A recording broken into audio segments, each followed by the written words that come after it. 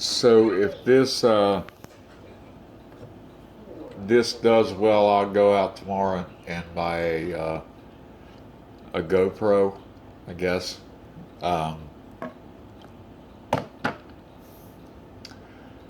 I want to talk today about depression and suicide. This was advice from a friend of mine, a very dear friend of mine, and Stephanie, thank you very much for telling me to go ahead and speak about this. Um, I think it's going to be very beneficial to um, a lot of people to see that uh, there's more in society that go through a lot of shit that nobody really comprehends and nobody really wants to address. Um, my family has dealt with uh, numerous things. But anyway, let me step back. My name is Michael Grace. People call me Scotty. Uh, I have a daughter. Um, I have a deceased son. I have a wonderful wife, a loving mother and father, uh, two great in-laws that if I don't want to kick their ass, they're fantastic. Um, two awesome, I mean, awesome freaking godparents to my daughter. And anyway, I kind of contribute all this to them because I just want to tell you a little bit about my story and uh, we're going to go on to page two at a later date. But anyway, um, as you can see, my face doesn't look correct. Uh, I am a United States Marine. I always will be until I die. I wear that very proud. That's something that nobody will take away from me. In 1993, I put a shotgun under my chin and I hit the trigger and pretty much blew my face off. My daughter at the time was 3 months old, and my wife never left my side. She stayed there through thick and thin, and you really can't comprehend it, but um,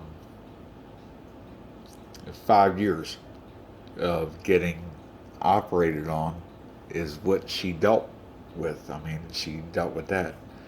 And if I would not have had that little fat baby uh, right there, um, I mean, she nursed me back to health. My son nursed me back to health. I mean, I had to be there for my kids. So it, it's strange, and it was a godsend that I was a, a mommy and a daddy, and I got the blessing of both parents, and a lot of people don't comprehend that.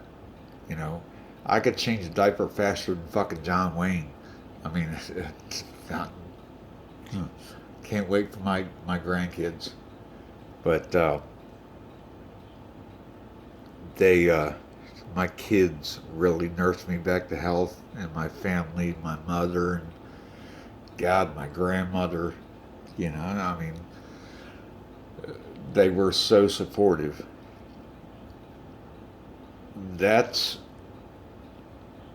what happens when you can't really comprehend what a military person goes through. Um, what somebody in society can't go through. There's always an out. A lot of people don't have the, I don't want to say guts, but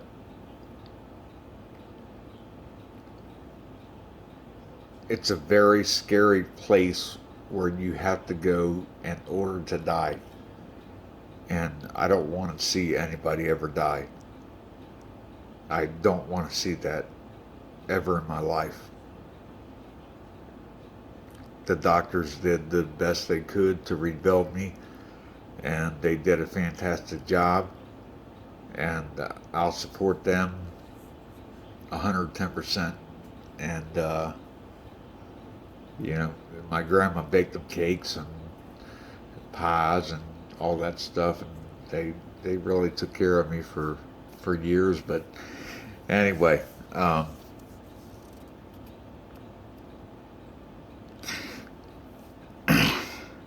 years later, I decided that uh, I was going to give back to a friend of mine. Talked to me about giving back, and I started coaching and coached kids for years. I mean, years, and they did well, and they you know, I spent more time with uh, those kids than I did my own children, and one day when I was coaching, my son called me and he said, "Daddy, I love you." He said, "Daddy, I love you." And I said, "I love you too, Bubba."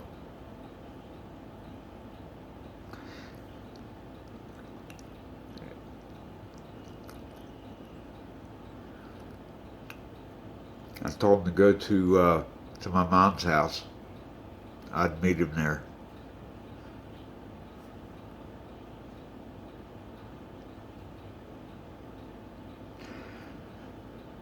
Within 20 minutes, my son stepped in front of a train and took his life.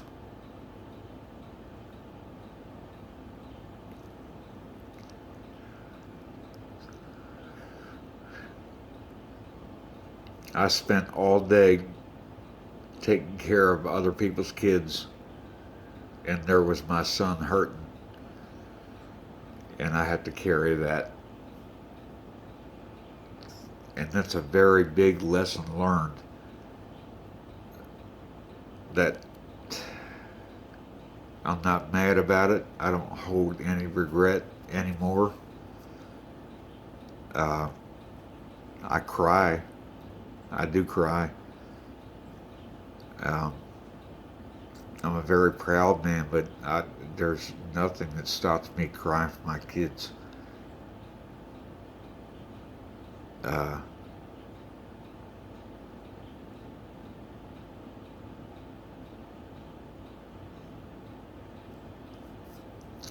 but I had to sit there and hear the words that, you know, a parent doesn't want to hear. Um, Suicide is no joke. Um, I can recall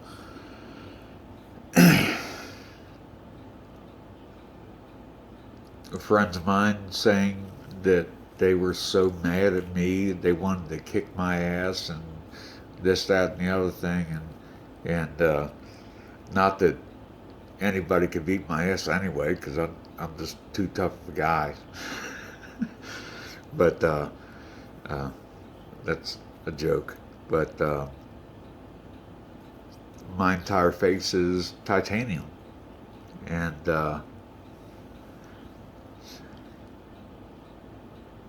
you know, it's tough and it sucks and it hurts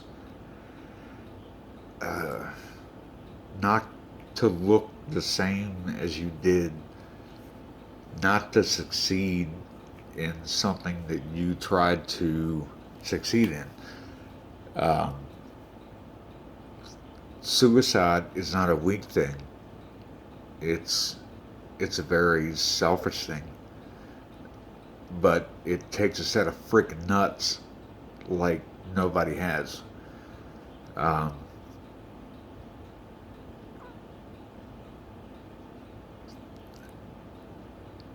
and that's where it gets really really scary when you're willing to do something that is going to alter the entire, if you would, life of your family.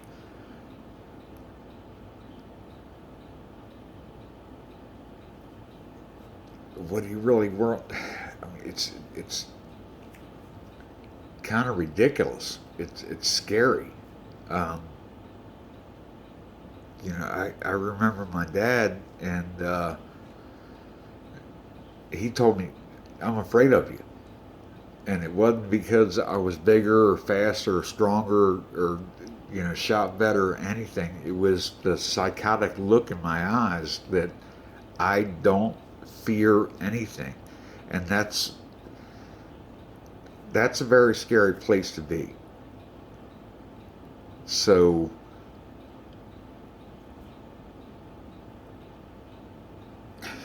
my son walked out in front of a fucking train and took his life. He looked down a goddamn train and took his life. And my wife and I were less than 2 miles away. And I've got to eat that fucking bullet every day. I go to the VA and I hear veterans talk about wanting to die and this, that, and the other thing. And I'm not going to lie to you. I've wanted to chew on that freaking bullet so many times, and it's things that nobody comprehends. They weren't there. They did not see things. Things come back to haunt you. So let's discuss them. Let's get over them. Let's enjoy life. Life is here to live it. It's here to love it. There are people that love you. There are people that care. Hell, call me. I'll come pick you up. I mean, it's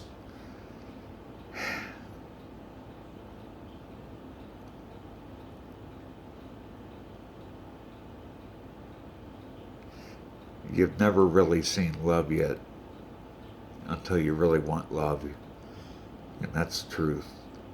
So I'm gonna hop off here for a second, and I'll try and do something tomorrow. I'll try and write something down and try and be a little bit more political. And thank you very much.